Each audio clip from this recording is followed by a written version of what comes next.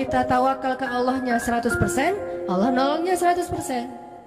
Dan ukuran persentase itu yang tahu cuma kita, karena di hati kita itu yang muncul. Ada satu titik keraguan, berarti kurang dari 100%. Keraguan itu memperlambat datangnya pertolongan dan keajaiban dari Allah. Makanya aku tergantung prasangka hambaku kepadaku. Kenapa ada orang di zaman dulu tuh kayak dapat karomah, keajaiban-keajaiban dalam hidupnya, kayak gak mungkin terjadi secara logika dan ilmiah. Karena memang dia yakinnya ke Allah itu 100%.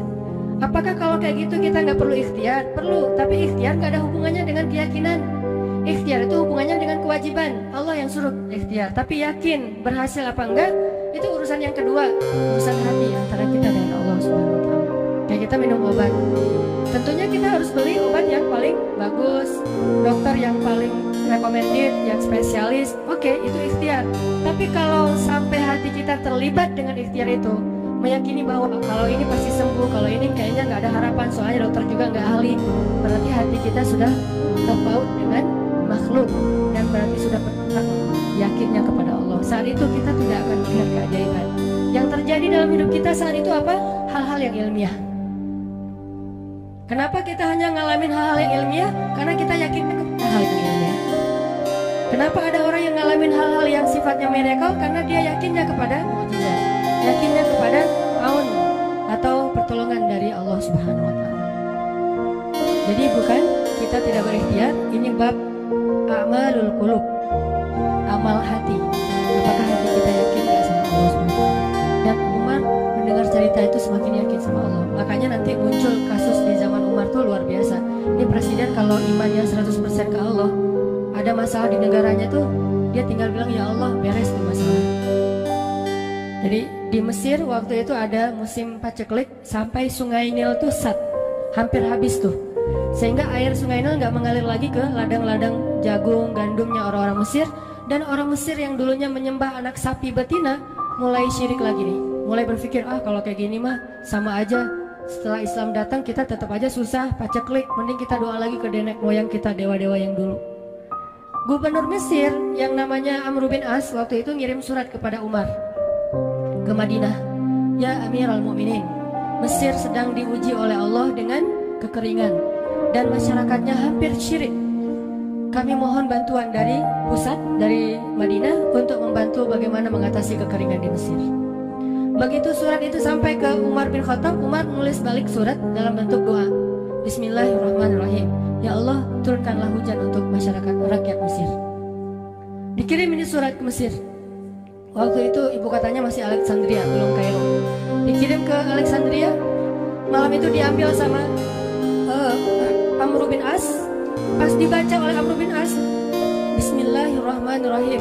Ya Allah, berikan rakyat Mesir hujan yang mencukupi untuk mereka. Saat itu juga hujan turun sampai sungai Nil meluap dan menggenangi ladang-ladang jagung dan gandumnya orang-orang Mesir. Dan mereka bertakbir semuanya. Cuman ngirim surat dulu dari Amirul Mukminin. Kan enak ya. Coba kalau kita hidup di zaman Umar, ya Amirul Mukminin, saya belum dapat jodoh, ya Allah beri dia jodoh, beres. Cepet banget loh. Ya Amirul Mukminin, dia nolak saya, ya Allah terimalah, terima. Yang kemarin nolak hari ini, kenapa ya saya jadi sama dia gara-gara doa Amirul Mukminin. Ini artinya teman-teman, keajaiban dari yakin kepada Allah itu luar biasa dari kisah bapak tadi tuh. Kalau kita berbaik sangka kepada Allah, kenapa nggak ikhtiar? Mungkin sudah ikhtiar, bikin pengairan segala macam, tapi belum berhasil. Yang kurang cuma satu doa. Doa mungkin udah banyak, tapi belum diijabah karena doa-doa mereka tidak seajaib doanya Umar bin Khattab. Belum lagi Umar berdiri di atas mimbar. Ini mungkin terkenal nih, kejadian dalam perang Qadisiyah kalau nggak salah. Umar lagi khutbah Jumat di Madinah. Kaum muslimin lagi berperang di Irak melawan pasukan Persia, perang Qadisiyah namanya.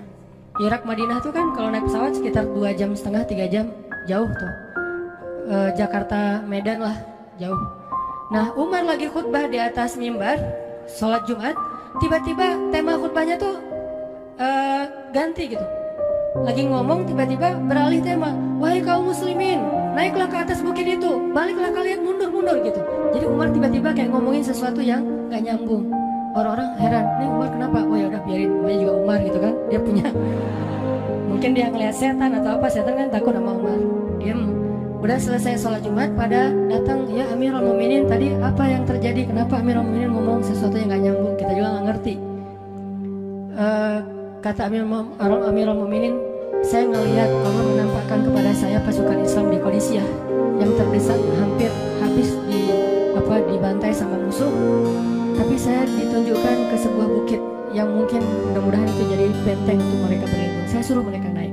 Orang kan nggak langsung percaya kan, benar itu terjadi kayak gitu. Kalau Rasul ngomong, mungkin aku naik ke langit Isra Mi'raj, oke lah, itu aja masih ada yang mendustakan. Ini Umar yang ngomong, bukan Nabi yang dapat wahyu. Orang nggak langsung percaya. Selang beberapa minggu kemudian pasukan Qadisiyah pulang.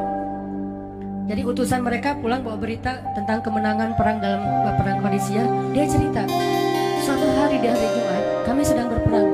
Kami terdesak, hampir habis dibantai sama musuh. Udah nggak ada jalan untuk berlindung. Tiba-tiba kami mendengar suara Umar, Amirul Mukminin berteriak, "Wahai kaum muslimin, naiklah ke atas bukit ini supaya kalian terlindungi." Akhirnya kami mundur naik ke atas bukit dan selamat waktu itu.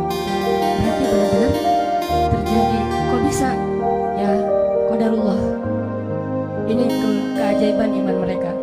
Apakah kita bisa mendapatkan pengalaman-pengalaman kayak gini? Bisa, kalau keimanan kita dengan level yang sama.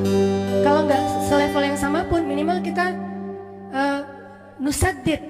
Kalau kita tidak bisa sama persis, minimal kita berusaha untuk nuqarib, berusaha untuk pengalaman kita nanti walaupun nggak sama persis, mirip-mirip dengan pengalaman mereka. Lagi-lagi bukan berarti tidak berikhtiar.